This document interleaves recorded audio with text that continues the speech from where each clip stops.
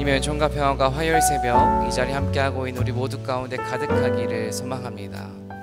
이혜인 수녀님께서 쓰신 시 가운데에 작은 기도라는 시집 가운데에 듣기라는 시가 있는데요, 그 시를 제가 한번 읽어보도록 하겠습니다. 귀로 듣고 몸으로 듣고 마음으로 듣고 전인적인 들음만이 사랑입니다. 모든 불행은 듣지 않음에서 시작됨을 모르지 않으면서 잘 듣지 않고 말만 많이 하는 비극의 주인공이 바로 나였네요. 아침에 일어나면 나에게 외칩니다. 들어라, 들어라, 들어라. 하루의 문을 닫는 한밤중에 나에게 외칩니다. 들었니, 들었니, 들었니. 인생을 살아가면서 때로는 이러한 생각을 할 때가 있습니다. 말을 하는 것은 쉬운데 어떠한 이야기를 듣는 것은, 잘 듣는 것은 참 어렵구나, 이러한 생각을 할 때가 있습니다. 인생을 살아가면서 말을 잘하는 것보다 잘 듣는 것, 즉 경청하는 것이 참된 지혜인 것 같습니다. 오늘 말씀을 살펴보기에 앞서 우리 스스로에게 질문해 보았으면 좋겠습니다. 우리는 진정 잘 들으며 살아가고 있습니까? 정말 하나님의 말씀을 잘 듣고 살아가고 있습니까? 사랑하는 가족들의 이야기를, 소중한 곁에 있는 사람들의 이야기를 잘 들으며 살아가고 있습니까? 잘 듣는 사람만이 사랑을 받을 수도 있고 진정한 사랑을 할 수도 있는 것 같습니다. 이것은 신앙과도 직결됩니다. 잘 듣는 사람만이, 하나님의 말씀을 잘 듣는 사람만이 이 땅 가운데에서 반드시 아름다운 삶을 살아갈 수 있는 줄로 믿습니다. 이것은 제 생각과 제 이야기가 아닙니다. 우리가 잘 알고 있는 누가복음 8장 15절 말씀을 함께 읽어볼까요? 함께 읽어보도록 하겠습니다. 그리고 좋은 땅에 떨어진 것들은 바르고 착한 마음으로 말씀을 듣고서 그것을 굳게 간직하여 견디는 가운데 열매를 맺는 사람들이다. 아멘. 예수님은 좋은 땅에 대해서 말씀하시면서 좋은 땅은 좋은 농부가 있어야 되고 흙이 좋아야 되고 날씨와 기후가 좋아야 된다고 말씀하시지 않습니다. 예수님은 좋은 땅에 대해서 말씀하시면서 바르고 착한 마음, 즉 말씀을 잘 듣고 그 말씀을 마음 가운데 잘 간직하는 마음, 그것이 있어야 열매를 맺는다고 우리에게 분명하게 말씀하셨습니다. 사랑하는 성도 여러분, 하나님께서는 지금도 말씀을 통하여서, 사람을 통하여서, 상황과 환경을 통하여서, 지각과 상식을 통하여서, 자연을 통하여서 끊임없이 말씀하시고 계신 줄로 믿습니다. 그렇다면 다시 한번 묻겠습니다. 지금 우리는 정말로 좋은 열매를 맺을 수 있도록 잘 듣고 있습니까? 또한 내가 하나님의 말씀을 잘 들었다면 듣는 것으로 그치지 않고 그게 정말 내 삶 가운데에, 가까운 내 가족과의 관계 가운데에 그 말씀이 적용되기를 위하여서 어떠한 포기가 있고 어떠한 내려놓음이 있고 어떠한 헌신과 결단이 있으십니까? 저는 개인적으로 어제 말씀을 묵상하면서 한 가지 은혜를 받았는데요, 어제 큐티 본문 말씀을 한번 함께 살펴볼까요? 22페이지입니다. 22페이지 어제 본문인데요, 해설 부분을 보면 이러한 내용이 있었습니다. 마지막 부분에 나에게 주시는 교훈은 무엇입니까? 쓰디쓴 말씀이 내 위선과 거짓을 폭로할 때 나는 어떤 태도를 보입니까? 이 질문을 가지고 어제 하루 동안 깊이 제 모습을 살펴보았습니다. 쓰디쓴 말씀이 아니라 달고 다른 말씀이 내 좋은 모습을 폭로할 때 우리는 얼마나 행복해하고 있습니까? 사람에게 칭찬만 받아도 우리 마음이 얼마나 기쁩니까? 하지만 반대로 어제 큐티 말씀은 우리에게 이러한 질문을 했습니다. 쓰디쓴 말씀이 너의 좋지 않은 부분, 부족한 모습, 잘못된 모습을 폭로할 때 너는 어떠한 반응을 하고 있니? 이 질문 앞에서 저는 하루 동안 생각을 하면서 최근 제가 겪었던 일 한 가지가 생각났습니다. 하나님의 말씀과 사람을 통해서 제 연약함이 드러나는 시간이 있었습니다. 보통의 사람들처럼 그 상황을 부정하고 싶었고 또 그 시간을 참 괴롭게 보냈습니다. 하지만 저 스스로 그 어려웠던 시간을 통해서 제 부족함과 연약함이 적나라하게 드러나고 질책받는 시간을 통해서 제가 하나님 앞에 마지막에 고백했던 것이 있습니다. 좋지 않은 일 때문에 제 삶과 제 신앙을 돌아보고 하나님께 기도하며 하나님을 다시 한번 의지하게 하심에 감사합니다. 저는 제 감사 노트에 이렇게 적어 놓았습니다. 사랑하는 성도 여러분, 하나님은 지금도 우리의 좋은 모습뿐만 아니라 우리의 거짓되고 위선된 모습을 말씀과 사람을 통해 폭로하기를 원하십니다. 하나님께서 우리의 부족한 모습을 말씀을 통해 폭로하기를 원하시는 이유는 다른 것이 아닙니다. 우리를 진정 사랑하시기 때문입니다. 우리의 자녀가 거짓말을 했을 때 그 거짓말을 들키지 않는 것이 능사가 아닙니다. 거짓말은 차라리 빨리 들키고 빨리 혼나야 좋은 것입니다. 마찬가지입니다.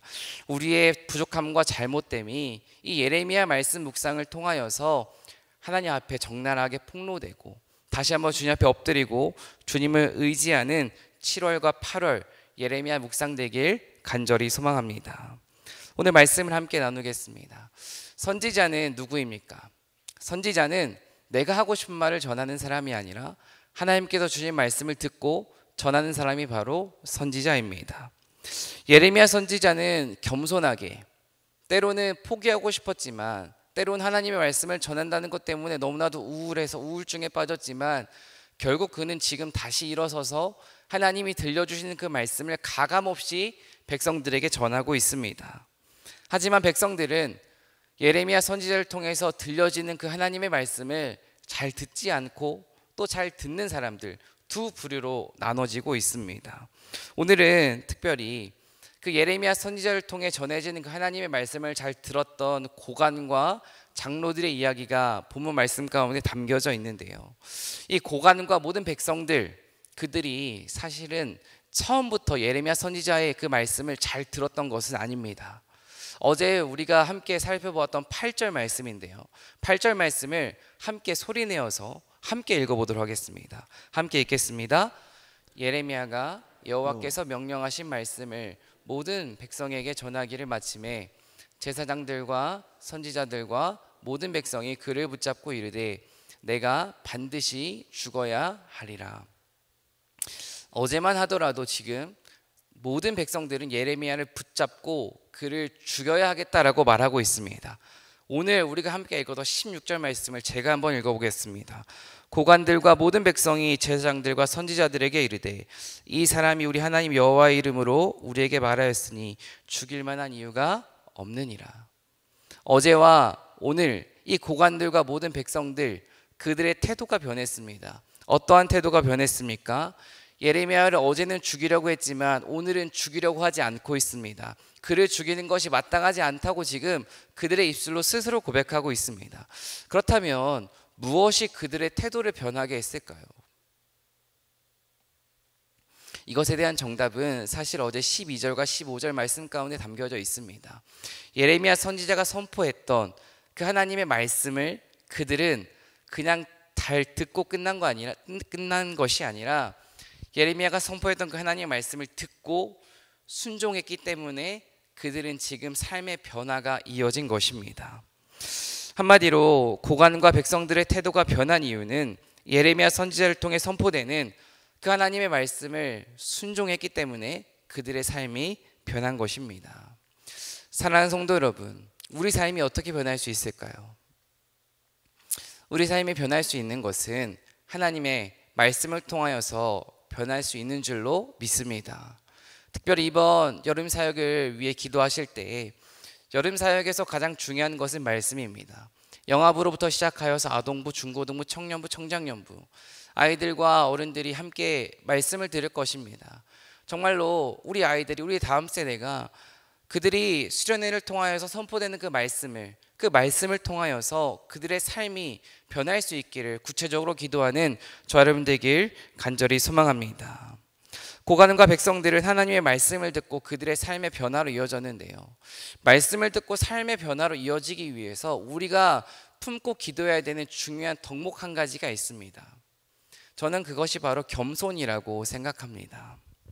말씀을 잘 듣고 순종하기 위해서, 말씀을 내 삶에 적용하고 돌이키기 위해서 우리가 품고 있어야 하는 덕목은 바로 겸손입니다.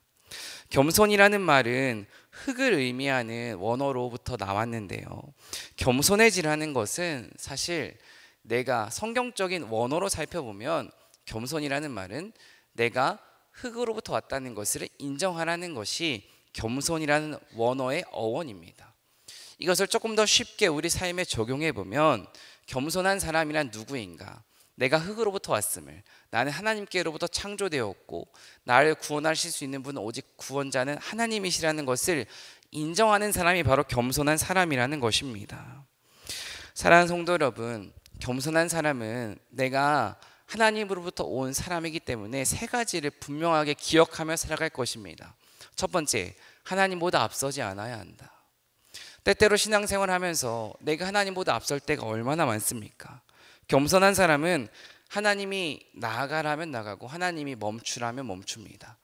한마디로 하나님의 뜻이 무엇인지를 묻고 또 묻고 또 묻는 사람이 바로 겸손한 사람이라는 것입니다. 결코 내 감정과 기분과 상황이 하나님의 뜻을 좌지우지하지 않습니다. 두 번째로 겸손한 사람은 아마 잘 듣는 사람일 것입니다. 겸손의 반대말은 흔히 교만이라고 말합니다. 교만한 사람의 특징은 무엇입니까? 잘 듣지 않습니다. 아무리 말해도 잘 듣지 않습니다. 반대로 겸손한 사람은 잘 듣습니다. 또 교만한 사람은 누군가의 이야기를 들으면서 이미 속으로 다 판단하고 결론을 내려버립니다. 반대로 잘 듣는 사람은, 겸손한 사람은 나의 지혜와 지식과 경험으로 판단하지 않습니다. 내가 만약 신앙생활을 열심히 하고 있지만 늘 하나님의 말씀을 듣고 있지만 그 말씀이 내 삶 가운데 이어지지 않는다면, 말씀을 통하여서 내 삶 가운데 변화가 없고 간증이 없다면 내가 교만한 사람이 아닌지 돌아볼 수 있어야 합니다. 세 번째로 겸손한 사람은 분별력이 있는데요. 오늘 16절 말씀을 함께 읽어보도록 하겠습니다. 함께 읽겠습니다.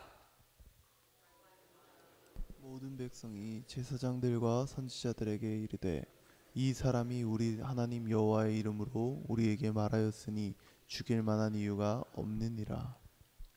고관들과 모든 백성들은 예레미야 선지자를 통해 선포되는 그 말씀을 듣고 지금 바른 분별력을 품었습니다.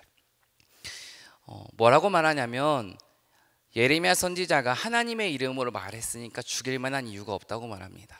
그냥 무작정 죽일 만한 이유가 없다고 말하는 것이 아니라 참된 분별력과 지혜를 품고 거짓 선지자로 몰린 예레미야를 변호하기 위해 소리를 내었습니다. 지혜로운 분별력을 품고 소리를 내는 이들의 모습을 보며 지금의 시대를 살아가고 있는 우리의 모습을 돌아보았으면 좋겠습니다. 사랑하는 성도 여러분, 우리는 교회의 빛과 소금이 아니라 세상의 빛과 소금입니다. 그렇다면 세상의 빛과 소금으로서 하나님이 기뻐하시지 않는 것에 대해, 악한 것에 대해, 잘못된 것에 대해 진정 아니오라고 세상 가운데서 외칠 수 있는 용기가 있습니까? 고관과 백성들이 만약 자신의 지혜, 경험, 지식에 사로잡혀 있었다면 그들은 장로들과 똑같이 예레미야를 죽이려고 했을 것입니다. 하지만 그들은 말씀을 듣고 참된 지혜와 분별력을 품었기 때문에 지금 세상과 사람을 향해 바른 소리를 낼 수 있었던 것입니다. 이 자리에 앉아 있는 우리 모두의 마음 가운데 하나님만이 주실 수 있는 참된 분별력과 용기가 생겨나길 간절히 소망합니다. 고관과 백성들을 통해 우리 삶에 적용할 수 있는 한 가지를 더 살펴보겠습니다. 오늘 매의 성경 왼쪽에 있는 해설 부분을 보면 이러한 문장이 있습니다. 우리가 기대한 것만 하나님의 말씀이 아님을 기억하십시오. 하나님의 말씀은 내가 듣고 싶은 것만, 내가 이해하고 싶은 것만, 내가 듣고 싶은 것만이 하나님의 말씀이 아닙니다. 때로는 가혹하고 아플지라도, 인정하기 어려울지라도 그것이 나를 향한 하나님의 말씀일 수도 있고, 내가 회개하고 돌이켜야 하는 모습일 수도 있고, 내가 결단하고 도전해야 되는 행동일 수도 있습니다. 오늘 내가 이 말씀을 통하여서 인정하고 하나님 앞에서 회개하고 돌이키며 결단해야 되는 것은 무엇입니까? 구체적으로 내 삶 가운데에서, 내 가정 가운데에서, 직장 가운데서, 세상 가운데에서 내가 말씀을 통하여서 인정하고 돌이켜야 되는 것은 무엇입니까? 그것을 하나님께 묻고 깨닫는 저와 여러분 되길 간절히 소망합니다.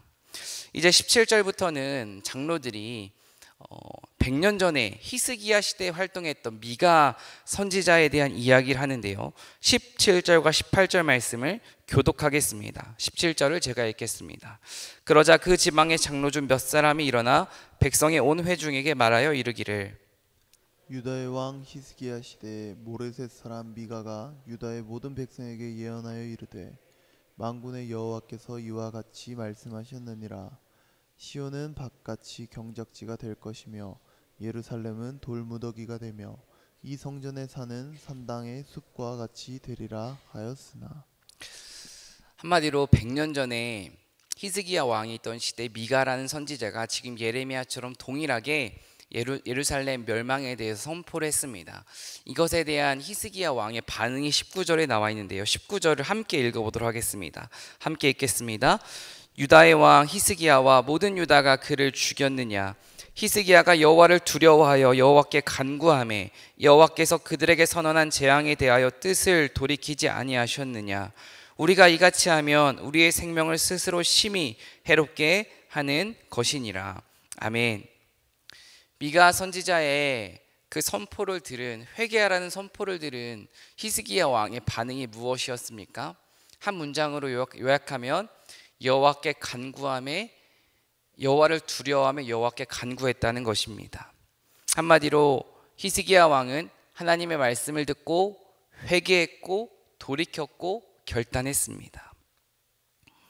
사랑하는 성도 여러분, 하나님의 말씀이 가감없이 선포되었을 때 내가 듣기 싫은 소리를 할지라도 하나님 앞에 온전히 회개하고 돌이킬 수 있는 이 히스기야의 모습이 우리의 모습이 되길 간절히 소망합니다.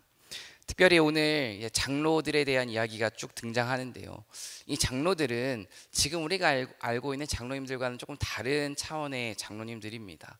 이분들은 누구냐면 당시 시대 가운데 한 마을에서 중요한 의사 결정을 하는 분들이 바로 장로들입니다.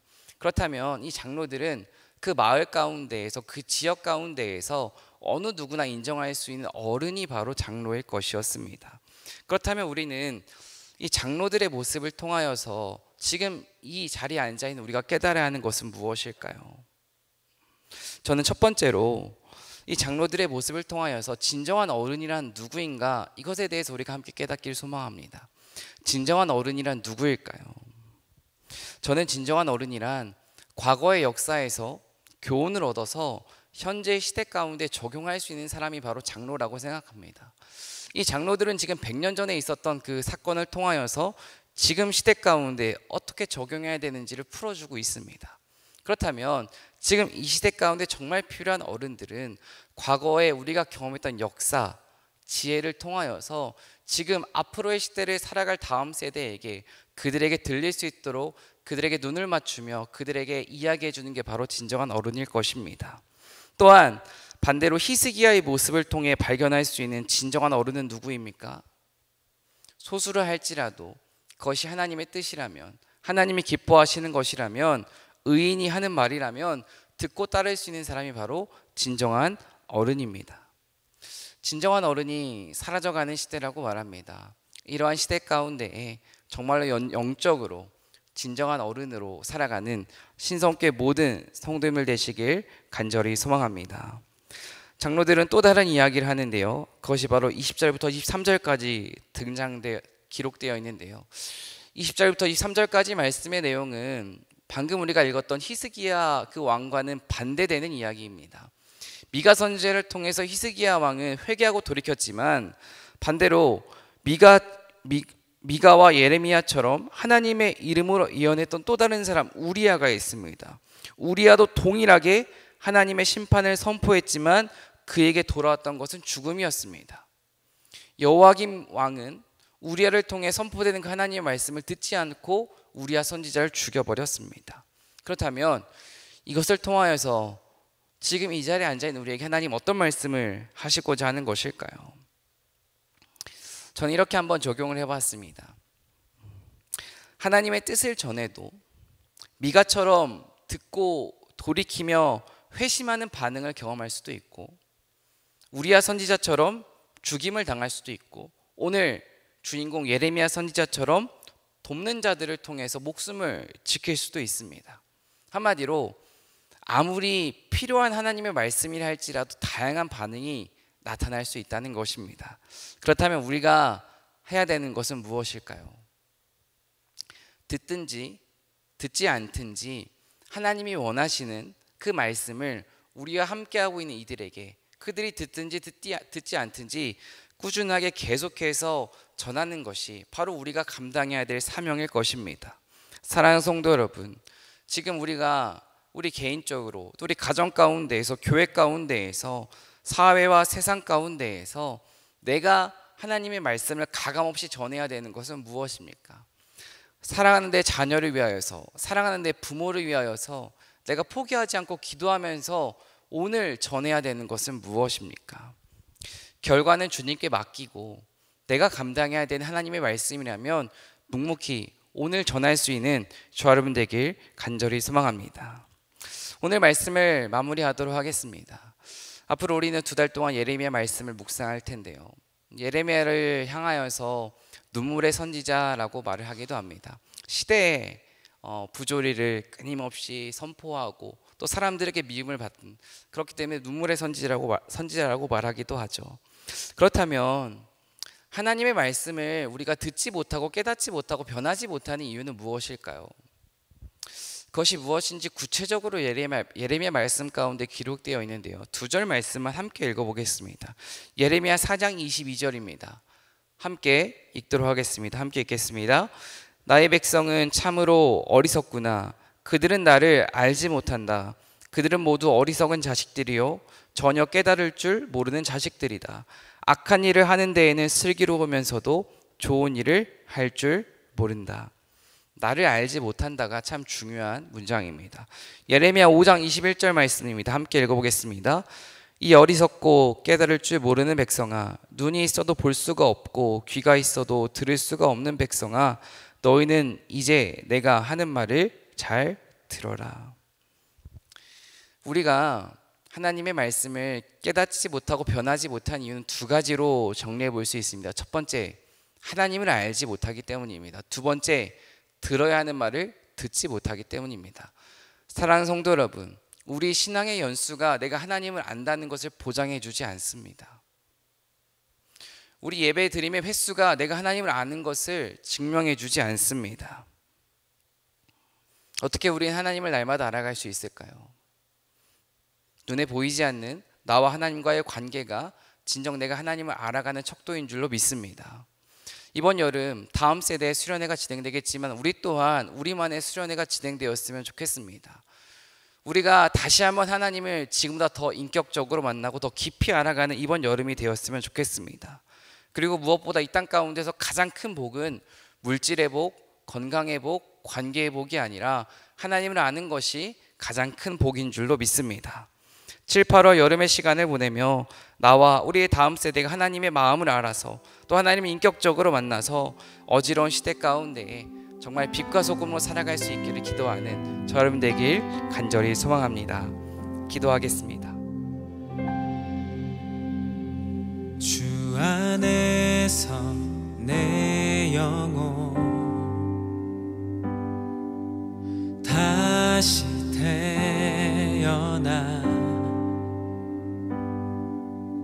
이전 것은 지나고 새롭게 됐네.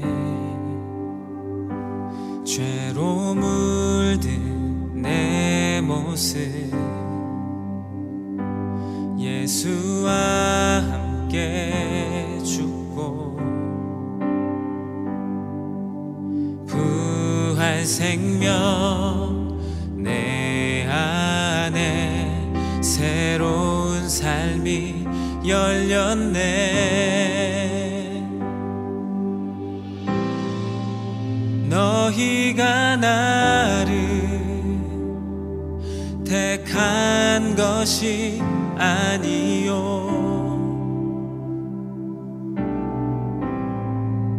내가 너희를 택하여 세웠나니 오직 내 안에 오직 내 속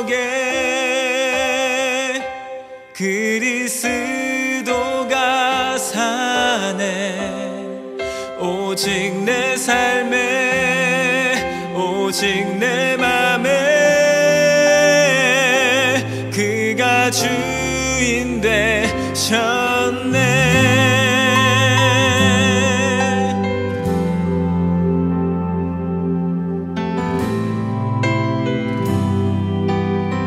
죄로 물든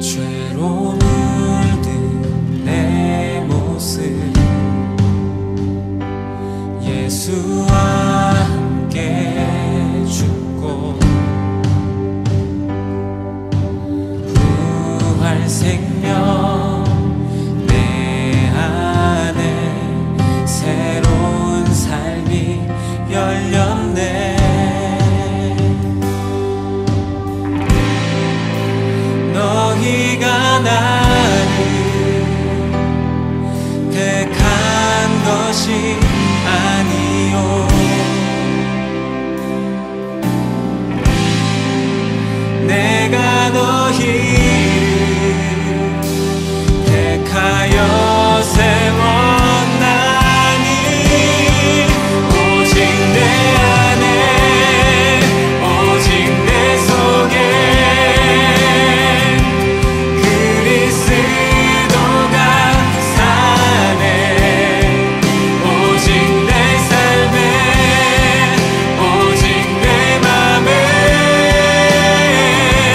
그가 주인 되셨네. 내 생명 그 안에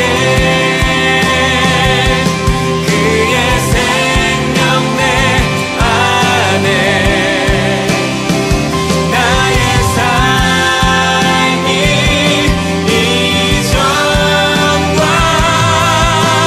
같을 수 없네. 내 생명 그 안에 그의 생명 내 안에 나의 삶이 이전과 같을 수 없네. 오직 내 안에 오직 내 속에